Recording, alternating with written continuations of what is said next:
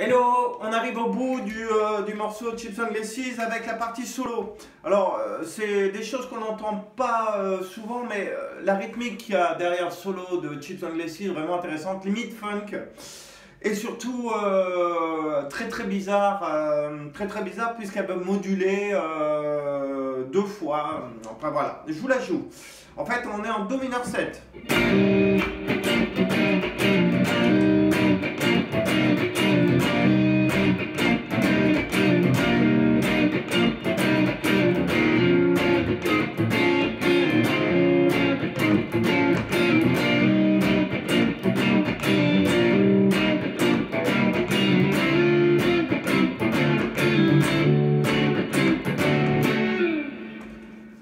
Là voilà, donc voilà ce qui se passe pendant que Billy Gibbons fait son solo. En fait, on a Do mineur 7, après un recul de 2 cases, on a Si bémol mineur 7, on revient à Do mineur 7, après on va à Ré mineur 7, et après on a un Ré 7. Ré 7 qui est le 5 du Sol, donc qui appelle le Sol. Vous en foutez? Bon, ok. Alors, ce qui est intéressant là-dedans, c'est de savoir comment il va gérer un morceau où il y a 3 accords mineurs 7 qui suivent.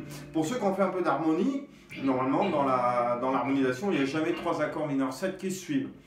En fait, Billy Gibbons va jouer la pentatonique de chaque accord. Ça, c'est Do mineur 7.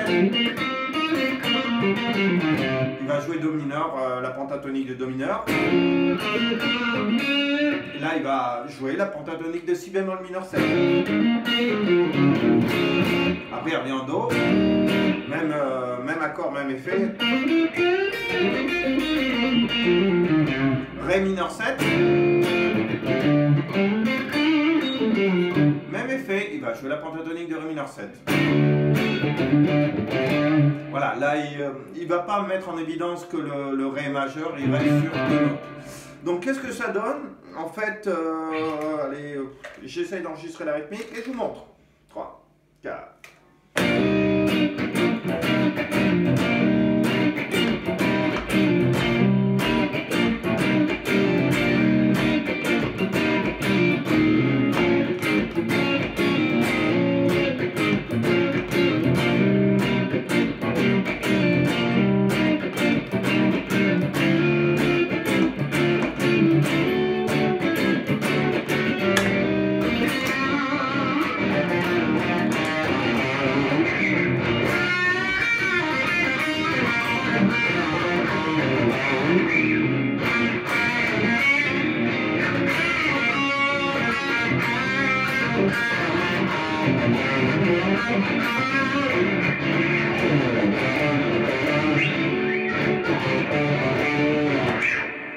Voilà ce que ça donne quand on a les deux rythmiques, quoi.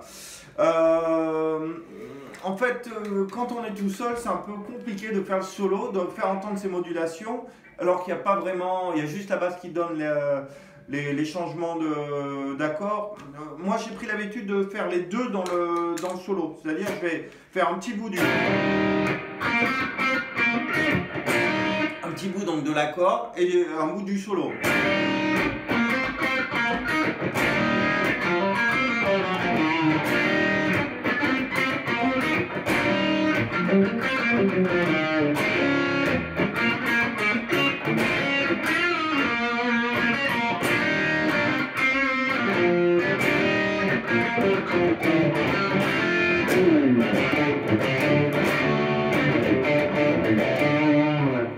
Donc toujours le même problème en live, comment faire pour reproduire un peu l'orgie sonore de Billy Gibbons.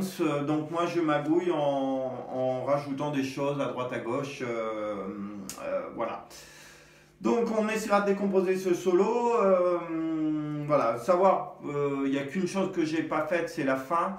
En fait, ce qui est intéressant dans ce morceau, c'est que la fin est en ralenti. On va voir.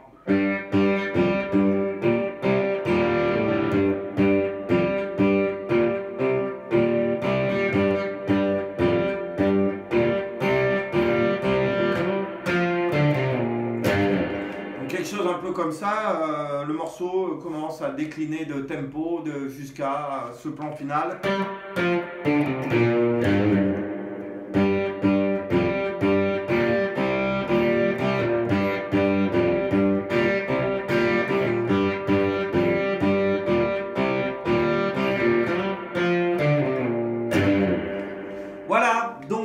j'avoue, amusez-vous avec ça, c'est un plaisir total.